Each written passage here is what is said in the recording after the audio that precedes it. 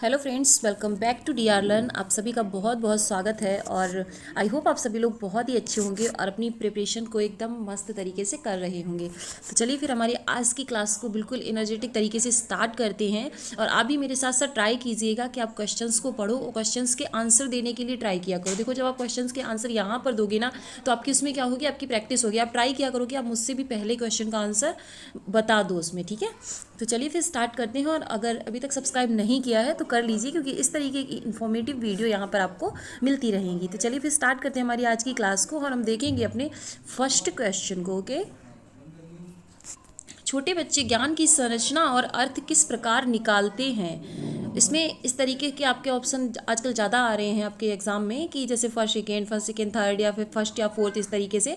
तो आपको इसमें थोड़ा सा ज़्यादा एक्टिव होना पड़ेगा। अब हम देखेंगे सक्रिय अन्वेषण द्वारा हानि। बिल्कुल, यानी कि सभी जितने भी हमारे मनोवैज्ञानिक हैं वो कहते हैं कि बच्चे अपने ज्ञान की जो जीन पे आज इंपॉर्टेंट मतलब इस तरीके को मानते हैं कि सक्रिय अन्वेषण, यानी कि बच्चा खुद जानबूझकर खोज के द्वारा क्या करता है, अपने ज्ञान की संरचना करता है। उसके बाद है खेल द्वारा भी करता है। पदार्थों पर क्रिया और प्रयोग, यानी कि प्रैक्टिकल के द्वारा, ये भी आपका सही होगा। और उसके बाद है सहपाठी और वयस्कों संग सहभागिता के द्वारा, यानी कि चारों ही ऑप्शन आपके इसमें सही हैं। ये आपका क्या है, लर्निंग बाय डूइंग जो आपकी विधि होती है, इस तरीके से सीखना होता है कि बच्चा स्वयं से सीखे उन चीज़ों को। तो यहाँ पे जो आपका first second third and fourth, यानी कि आपका जो फोर्थ ऑप्शन है इसमें वो सही हो जाएगा। चलते हैं हमारे नेक्स्ट क्वेश्चन पे। नेक्स्ट हम देखेंगे, और एक अध्यापिका बच्चों का फ़ोन नंबर रटने के लिए फ़ोन नंबर के 10 अंकों को 3-4 अंकों के समूहों में बांट कर याद करना सुझाती है।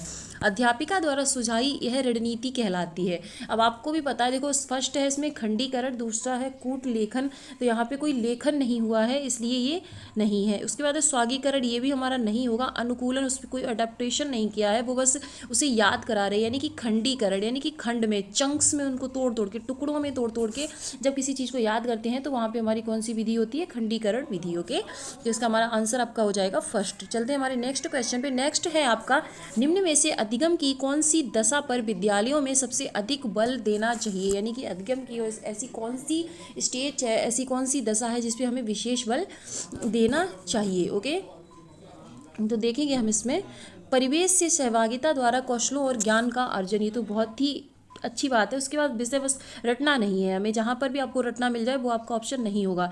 निष्क्रिय नहीं, दूसरों पर निष्क्रिय अनुकरण नहीं करना हमें, यानी कि बिल्कुल मतलब जो वो कर रहा है उसको देख देख के नहीं, हमें सक्रिय अन्वेषण यानी कि खोज करनी होती है। निष्क्रिय अनुकरण नहीं करना है। उसके बाद है उद्दीपन अनुक्रिया संबंधों द्वारा व्यवहार का अनुबंधन। अनुबंधन भी एक बहुत अच्छा ऑप्शन नहीं होता है। तो हमारा जो सही ऑप्शन आपका हो जाएगा परिवेश से सहभाग, कोऑपरेटिव लर्निंग द्वारा, यानी कौशलों और उसका ज्ञान का अर्जन करना, ये बेस्ट ऑप्शन है आपका।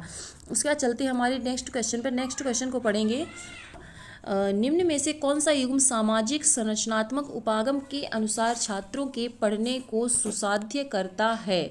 ओके, इसमें हम देखेंगे शर्मा विद्यार्थियों को नए शब्द सिखाने के लिए फ्लैश कार्ड का उपयोग करती है और उनके सही उत्तरों के लिए उन्हें टॉफ़ी देकर पुरस्कृत करती है। इसमें आपसे पूछा गया सामाजिक संरचनात्मक उपागम, यानी कि समाज में रहकर उसके अंदर सीखने को इसमें पूछा गया है। तो ये फर्स्ट तो हमारा इसमें नहीं लग रहा है मुझे। उसके बाद है इसमें हम सेकेंड देखते हैं, परामिति विविधि प्रकार की पुस्तकें अपने विद्यार्थियों को पढ़ने के लिए देती है। जो विद्यार्थियों को एक विशिष्ट पुस्तक पढ़ते हैं उन्हें नियमित रूप से पुस्तक पर परिचर्चा करने के लिए कहती है। थर्ड देखेंगे हम, अरुंधति नए शब्दों का अर्थ समझने के लिए संदर्भ संबंधित संकेतों के इस्तेमाल पर बल देती है। रेखा अपने विद्यार्थियों को उन शब्दों को 5 बार लिखने के लिए कहती है, वह प्रतिनी परीक्षा में गलत करते हैं। ये भी आपका क्या हो गया, रटन विद्या। तो हम इसमें देखेंगे हमारे ऑप्शंस आगे हैं इसमें शायद। इसमें हम देखेंगे हमारा इसमें फर्स्ट तो गलत था, तो जहाँ जहाँ भी फर्स्ट होगा वो आपका क्या हो जाएगा, गलत हो जाएगा। ये भी नहीं होगा और ये भी नहीं होगा आपका, ये भी नहीं होगा। आप ऑप्शन हमारे पास बचा है सिर्फ एक। इस तरीके से भी आप एक होती है कि आपको अगर एक ऑप्शन पता चल गया तो उसको देख लो आपकी वो किस किस में है, तो वो तो ऑलरेडी हट ही जाएगा। हम डिस्क्रिमिनेट करते जाएंगे और लास्ट में हमारे पास जो ऑप्शन बचा रह जाएगा वो हमारा सही आंसर हो जाता है। चलिए चलते हैं हमारे नेक्स्ट क्वेश्चन पे।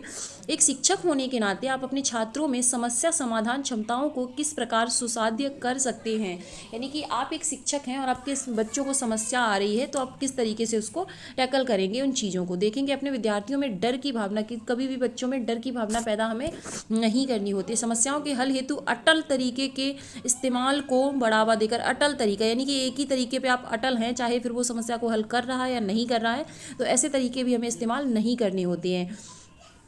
उसके बाद है समरूपों के इस्तेमाल को बढ़ावा देकर। हाँ, अगर बच्चों के सामने कोई समस्या आई है तो हम क्या करेंगे कि उसी प्रकार की जो समस्या थी उसको मतलब कैसे सॉल्व किया था, उससे मतलब जो हमारी लर्निंग लेके हम क्या करेंगे, उस समस्या को भी सॉल्व करने का प्रयास करेंगे। उसका निष्क्रिय रहना कहीं पर भी बहुत ही निगेटिव वर्ड है, और ये निष्क्रिय जहाँ पर आएगा वो आपका ऑप्शन पहले से ही हट जाएगा अगर उसमें आपसे पॉजिटिव पूछा गया है तो। ओके, चलिए चलते हैं हमारे नेक्स्ट क्वेश्चन पे। नेक्स्ट है आपका, निम्नलिखित में से कौन सा सार्थक अधिगम को सुसाध्य करेगा, यानी कि सार्थक अधिगम जहाँ बच्चे ज्ञान की खोज स्वयं से करें। कक्षा में संदर्भ रहित नहीं भाई, संदर्भ के सहित पढ़ाना होता है हमें। एक समस्या पर विविध तरीकों से विचार करने के लिए प्रोत्साहित करना, ये आपकी बहुत ही अच्छी पद्धति होती है। जब आप एक समस्या पर बहुत सारे तरीकों से विचार करते हो तो वहाँ पे हमारा जो है क्रिएटिव थिंकिंग या अपसारी चिंतन वहाँ पे लगता है।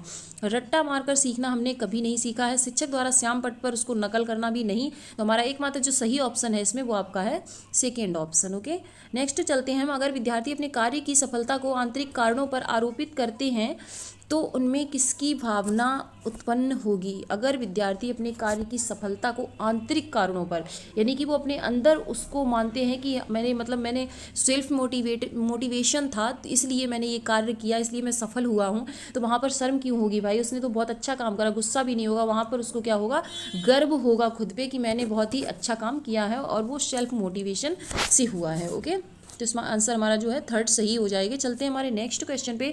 नेक्स्ट है आपका, शिक्षा के प्राथमिक स्तर पर बहुसंवेदनीय उपागम के इस्तेमाल को प्रोत्साहित करना चाहिए क्योंकि यह अधिगम को और अधिक प्रभावशाली बनाता। शिक्षा के प्राथमिक स्तर बहुसंवेदनीय यानी कि बहुत तरीके की शिक्षण विधियों को, शिक्षण टेक्निक्स को हमें अपनाना चाहिए। तो इसमें हमें क्या करना है, यह अधिगम को और अधिक प्रभावशाली बनाता है। बिल्कुल सही बात है। यह कुछ बच्चों को शिक्षा से वर्जित या वंचित बच्चों को नहीं, या अध्यापक की निर्देश अवधि नहीं जी, इसमें अध्यापक का कोई फायदा नहीं है। बच्चों में आज्ञापरायणता पैदा करता है, ऐसा भी कुछ नहीं है। यानी कि जब आप बहुत सारे तरीकों से, तो ये क्या करेगा, आपके जो अधिगम को जो आप सिखाना चाहते हो बच्चे को वो ईजिली समझ में आ जाएगा और आपका अधिगम जो है बहुत प्रभावशाली उसमें बन जाएगा। ओके, नेक्स्ट चलते हैं हम नेक्स्ट क्वेश्चन पे।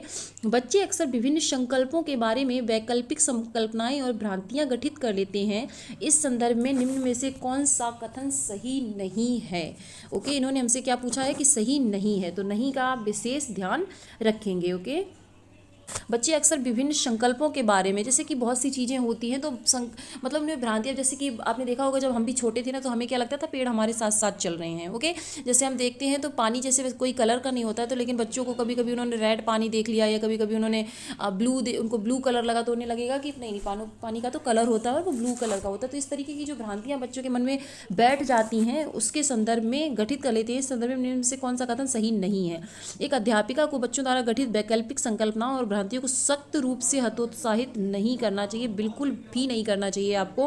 क्योंकि देखो, हमें बच्चों को जो भी वो सीखे हैं उसमें हमें उनको प्रोत्साहित करना चाहिए। कम से कम उन्होंने अपना एक संकल्पना बनाई तो सही, अब उस संकल्पना को सही करना हमारा मकसद होना चाहिए। ओके, तो बच्चों और वयस्कों में वैकल्पिक संकल्पनाओं और भ्रांतियों का गठन बहुत स्वाभाविक है। हाँ, बिल्कुल स्वाभाविक है भाई, सबको आता है ना। एक अध्यापिका को निश्चित रूप से इन वैकल्पिक संकल्पनाओं और भ्रांतियों पर गौर करना चाहिए, क्योंकि ये सीखने सिखाने की प्रक्रिया में बहुत ही महत्वपूर्ण होती है कि बच्चा क्या सोचता है, बच्चा किस तरीके से सीख रहा है।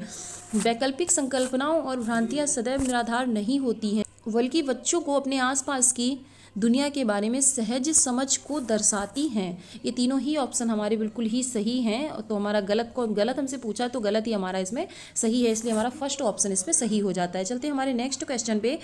निम्न में से अधिगम का कौन सा संप्रदाय, यहाँ पे गौर नहीं होगा, संप्रदाय यह कहता है कि ठोस प्रलोभनों और पुरस्कारों द्वारा विद्यार्थियों को सीखने के लिए अभिप्रेरित किया जा सकता है। तो इसका आंसर आप लोग कमेंट सेक्शन में दीजिएगा। मानवतावादी, व्यवहारात्मक, संज्ञानात्मक और सामाजिक सांस्कृतिक परिप्रेक्ष्य। ओके, और आई होप आपको क्लास पसंद आई होगी, और पसंद आई है तो वीडियो को लाइक ज़रूर कीजिएगा। मिलती हूँ एक नेक्स्ट वीडियो में एक कुछ और भी अच्छे क्वेश्चंस के साथ। तब तक के लिए अपना ध्यान रखिएगा। जय हिंद।